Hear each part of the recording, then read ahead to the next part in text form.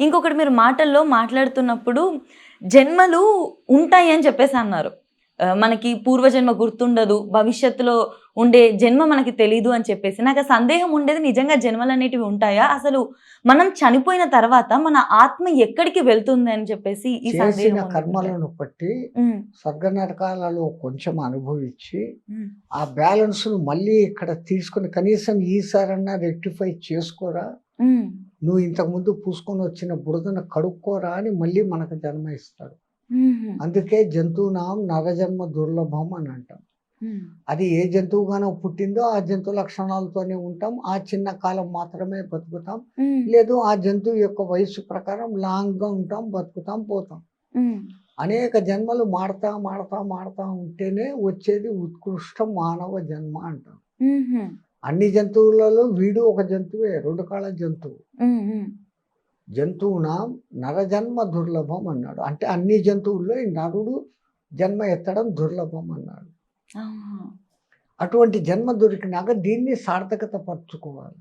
హుహు. ఒక్క జన్మలోనే నేను చేసిన గత జన్మ పాపాలన్నీ పోవాలంటే హ్మ్. ఎన్ని జన్మల పాపాలు మన మీద ఉన్నాయో. హ్మ్. ఎంతో పుణ్యం చేసుకోబట్టి మళ్ళీ మనకు దేవుడు ఈ ఛాన్స్ ఇచ్చాడు. హుహు. మనం ఎంతో పాపలం కాదు, స్వామి నేను పాపిని నన్ను క్షమించు. యాని కానిచ పాపాని చ జన్మ జన్మ కృతాని చ తాని తాని పరీక్షతే ప్రదక్షిణం పదే పదే అని అంటున్నాం మనం. హ్మ్. That is waste. వీఆర్ హుహు. నాట్ పాపీస్. హుహు. ఏదో పుణ్యం చేసుకొని మళ్ళీ ఈ జన్మ వచ్చాం, మనిషి జన్మ. దీన్ని సద్వినియోగం చేసుకొని జన్మ రాహిత్య స్థితికి పోవాలా అనేదే సనాతన ధర్మపు మూల లక్ష్యం, మోక్షం సాధించడానికి. ఆధ్యాత్మిక లక్ష్యం. హ్మ్. అలా మోక్షం అంటే అది వేరే విషయం. ఆహా! మోక్షం అంటే ఏంటి? విడుదల. అవును. దేని నుంచి విడుదల? ఈ జన్మల నుంచి. బ్రతికి ఉండగానే ఆ! మరణం గురించి భయం లేకుండా పోవటం నిజమైన మోక్షం. ఓకే. హ్మ్. మనిషి మరణ భయంతోనే బతుకుతున్నాడు, తొందరగా పోతున్నాడు. హ్మ్. ఓ చిన్న పుండు వచ్చింది, డాక్టర్ చెప్తాడు ఇది పెద్ద సీరియస్. అమ్మో నాకు ఇది వచ్చిందా, అమ్మో నాకు ఇది వచ్చింది, ఈ భయంతో వారం రోజుల్లోనే సస్తాడు. హ్మ్. అనుమానంతోనే. చలో జో ఆయా హ్మ్. ఓ జాయేగా, నా హ్మ్. వంతు నేను ప్రయత్నం చేస్తాను హ్మ్. అనుకున్నప్పుడు అది పోతుంది. హ్మ్. హ్మ్. ఆ ధైర్యం లేదు మనిషి. విడుదల కోసం మటుకు ప్రయత్నం చేస్తాడు. అంటే ఇలా విడుదల ఎన్ని ఏంటి? జన్మలుంటాయి గురుగారు? జైల్లో ఉన్న ఖైదీ కూడా తొందరగా బయటికి రావడానికి చూస్తాడు. అవును. శిక్ష తొందరగా తగ్గాల అని చూస్తాడు. హ్మ్. ఒక పేషెంట్ బెడ్ మీద ఉంటాడు. హ్మ్. వాడు ఎప్పుడెప్పుడు నన్ను విడుదల చేస్తాడా అని వాడు ఉంటాడు. హ్మ్. ఈ విడుదల సామాన్యమైనటి. హ్మ్. మోక్షం అంటే విడుదల అని కాదు. హ్మ్. అసలు జన్మ రాహిత్య స్థితి మోక్షము అని అంటారు. హ్మ్. అది వస్తుందో రాదో మనకు తెలియదు. హ్మ్. అందుకోసమని ప్రయత్నం చేయకుండా బతికుండగానే మోక్షం పొందడం అంటే ఈ నాది నేను అన్న భావనను మెల్లమెల్లగా తగ్గించుకుంటూ నా వంతుగా నేను ఈ సమాజానికి ఏం చేయగలను, ఈ సమాజం నాకు ఇంత చేసింది, హ్మ్. పీల్చుకునే గాలి ఇచ్చింది, హ్మ్. పడుకునేకి భూమి ఇచ్చింది, తినే భోజనం ఇచ్చింది, హ్మ్. దీనికి బదులు నేను ఏం చేయగలను? హ్మ్. సమాజాన్ని ఉద్ధరించాల్సిన పనిలే, హ్మ్. హ్మ్. పాడు చేయకుండా ఉంటే చాలు కదా. అవును. ఆతతాయి ఉంటాడు, పోతా ఉంటాడు, ఒక మొక్క కనపడుతుంది పీకేస్తాడు. అవునవును. ఆ మొక్క అన్నాళ్లకు పెరిగేదానికి ఎంత బాధపడి ఉంటుంది, ఎంత కష్టపడి ఉంటుంది. హ్మ్. దాన్ని చూసి నేర్చుకోవాలి. హ్మ్. అది ఏ ప్రతిఫలము ఆశించకుండా హ్మ్. ఎంతో పోరాటం చేసి ఒక చెట్టు పెరుగుతుంది. అవును. ఒక గింజ ఎక్కడో ఉందమ్మా, హ్మ్. చీమలు వస్తాయి తినేకి చూస్తాయి, హ్మ్. దాని నుంచి బయటపడాలి. హ్మ్. సరే బయటపడి ఎక్కడో ఒకటి మొక్క అయింది, హ్మ్. ఏ మేకలో కోళ్ళో వస్తాయి, హ్మ్. దాని నుంచి తప్పించుకోవాలి. హ్మ్. హ్మ్. ఇంకాస్త పెరుగుతుంది, జోరు గాలి వస్తుంది, హ్మ్. కొట్టుకొని పోవచ్చు. అవును. ఇన్ని ప్రతికూల పరిస్థితులను ఎదుర్కొని అది బాగా పెరిగినాక దాని కిందికే ఈ చీమలు పుట్టలు పెట్టుకుంటాయి. హ్మ్. ఈ కోళ్ళు మేకలు వచ్చి రెస్ట్ తీసుకుంటాయి. మానవులు ఎండ నుంచి నీడలోకి రక్షణలోకి వస్తాడు. హ్మ్. తాను ఇచ్చిన పండ్లను తనే ఇస్తుంది. నా పండుగ రూపాయి ఈరా అని ఏ చెట్టు అడగల, ప్రతిఫలం ఆశించకుండా సేవ చేస్తాను. హ్మ్. అన్నిటికీ మించి అది మనకు ఒక సూచన చూపిస్తుంది. హ్మ్. వృద్ధి ఉంది, క్షయము ఉందిరా నీ జీవితంలో అని. దానికి పేరు వృక్షం.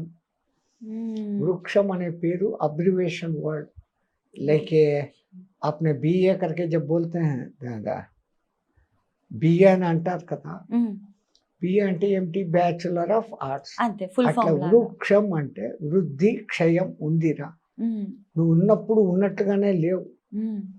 1 కేజీ బిడ్డగా పుట్టావు, ఉమ్. ఇప్పుడు 60 కేజీలకు వచ్చావు, ఉమ్. ఇంకా మళ్ళీ 50 కేజీలకు డౌన్ అవుతావు, ఉమ్. జై శ్రీరామ్ అయిపోతావు. ఉమ్. సో వృద్ధి ఉంది, క్షయం ఉంది, బీ కేర్ఫుల్. ఉన్నంతలో నాలాగా నిస్వార్థంగా నువ్వు ఉండురా అని ఆ చెట్టు నేర్పిస్తాను. ఉమ్.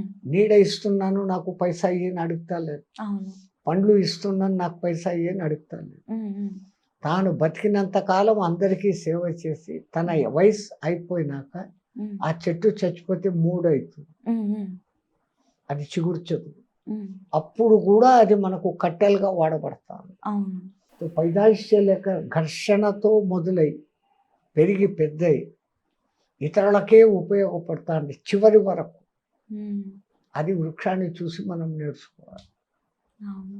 అంటే మన కర్మలను ఇందులో ఏమంటారు గురుగారు, కర్మల్ని మనం అంతా కూడా తొలగించుకోవడానికి, సమాజానికి కుదిరినంత మంచి చేయడానికి, అట్లీస్ట్ కుదరకపోతే చెడు చేయకుండా ఉంటే సరిపోతుంది అని చెప్పేసి అంటున్నారు. గురుగారు, ఇప్పుడు మీరు పాజిటివ్ ఎనర్జీ గురించి ఎంత బాగా వివరించారో, ఒక చిన్న సందేహం, పాజిటివ్ ఎనర్జీ ఎలా అయితే ఉందో నెగిటివ్ ఎనర్జీ కూడా ఉంటుందా గురుగారు? అంటే దైవాన్ని నమ్మే భక్తులు ఎంతమంది ఉన్నారో నెగిటివ్ ఎనర్జీకి భయపడే వాళ్ళు కూడా కొంతమంది ఉన్నారు. ఈ మధ్య కాలంలో చెప్తున్నారు దాన్ని బ్లాక్ మ్యాజిక్ అని చెప్పేసి, చేతపడి అని చెప్పేసి. ఇలాంటివి నిజంగా ఉన్నాయా? ఒకవేళ ఉంటే మనకు అలాంటివి ఏమైనా జరిగితే ఏ విధంగా మనం గుర్తించగలుగుతాం? వాటి లక్షణాలు ఏ విధంగా ఉంటాయి గురుగారు? సృష్టి అంటేనే 2 టీ సమారాహం. అంత దూరం వద్దు. ఒక కాయిన్ ఉంది, రూపాయి కాయిన్, రూపాయి నోట్. ఓకే. ఒక దిక్కు 1 రూపాయి అనే చెక్క, ఒక దిక్కు సింహం బొమ్మ. అవును. ఈ 2 ఉంటేనే అది మార్కెట్లో చెల్లుబాటు అవుతుంది. అవును. 2 దిక్కు సింహం బొమ్మ వేస్తే దొంగది మార్కెట్లో వాడు తీసుకోడు. ఇంకో ఎగ్జాంపుల్, ఎవడో ఒక పెద్ద కోటీశ్వరుడు ఒక సెంట్రల్ ఎయిర్ కండిషన్ ఇంట్లోనే పుట్టాడు పిల్లోడు, వానికి కొడుకు. వాడు చచ్చిపోయే 70 ఏళ్ళ వరకు ఆ ఏసీ ఇంట్లోనే ఉన్నాడు. వానికి అది ఏసీ అన్న సంగతి తెలుస్తుందా?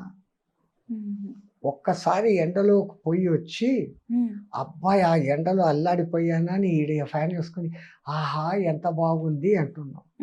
ఈ ఎంత బాగుంది అనుభూతి నీకు ఎట్లా తెలిసింది? ఆ ఎండలో ఉండబట్టి తెలిసింది. తో బురా హై తో బలా హై, బలా హై తో బురా హై. మంచి చెడ్డ రూపాయికి 2 నాణాలలాగా. దాన్ని చూసి నువ్వు దీన్ని ఐడెంటిఫై చేయగలుగుతావు. ఒక కంపు కాలువ దగ్గర నుంచి పోయినావు, చీయని ముక్కులు మూసుకున్నావు, పక్కనే గులాబీ తోటలోకి చెందావు, హాయ్ కిత్నా ఆనంద హై అంటావు. ఈ పరిమళానికి నువ్వు ఆస్వాదించినప్పుడు ఎట్లా దీని ఆస్వాదన నీకు జరిగింది? అక్కడ దానికి ముందు కంపు అనుభూతి జరగబట్టి you can identify that is bad, that is good అని. ఎందుకంటే పరమాత్ముడు మనకు అన్నిటికీ మించిన విచక్షణ జ్ఞానం ఇచ్చాడు. We have to use that. దాన్ని వాడుకొని what to do, what not to do, how to do, how not to do, ఈ జస్టిఫికేషన్ చేసుకుంటూ పోవాలి. అట్లాగనే ఇప్పుడు మీరు అన్నట్లుగా గుడ్ ఉంది అంటే బ్యాడ్ ఉంది. రావణాసురుడు లేకపోతే మనం ఈ పొద్దు రామాయణం కథ చెప్పుకుంటామా? ఆ క్యారెక్టర్ లేకుంటే రామాయణం లేదు. రావణాసురుడు మరీ దుర్మార్గుడు ఏం కాదు, ఒక్క తప్పే చేస్తున్నాడు. ఆ ఒక్క తప్పు చేస్తే ఇట్లుంటది రా అని మనకు ఒక ఉదాహరణగా చూపిస్తున్నాడు. తో తప్పు ఏంటో తెలుసు, రైట్ ఏంటో తెలుసు. నువ్వు రైట్ దిక్కుపో, తప్పు దిక్కుపో మాక. ఇవి బేరీజ్ వేసేదానికి ఈ మంచి చెడ ఎట్లా ఉందో అట్లాగానే పాజిటివ్ నెగిటివ్. ఇప్పుడు ఒక మ్యాగ్నెటికే నార్త్ పోలు సౌత్ పోలు అనేది ఎట్లా ఉందో ప్రతి దాంట్లో కూడా పాజిటివ్ నెగిటివ్ ఉంటుంది. అట్లాగానే ఆధ్యాత్మికంలో దైవీక శక్తులు అంటున్నాం, దుష్ట శక్తులు అంటున్నాం. యాక్చువల్గా ఏంటి, 10 మంది బాగుంటే బాగుంటుంది, ఏం చేయాలని ప్లాన్ చేస్తే నీలో దైవ గుణాలు ఉన్నాయి. నువ్వు మామూలు మానవుడు అమ్మా, మా ధవుడిగా మారేకి నీకు ఛాన్స్ ఉంది, దా నవుడుగా మారేదానికి నీకు ఛాన్స్ ఉంది. అందరినీ తొక్కేసి నేనే బాగుండాలా అనుకోవడం దానవత్వం. నేనేమైపోయినా పర్వాలే 10 మంది బాగుండాలా అని కోరుకోవడం మాధవత్వం. ఉమ్, ఈ రెండు చేయలేని నా బతికేదో నేను బతుకుతాను అనేది మానవత్వం.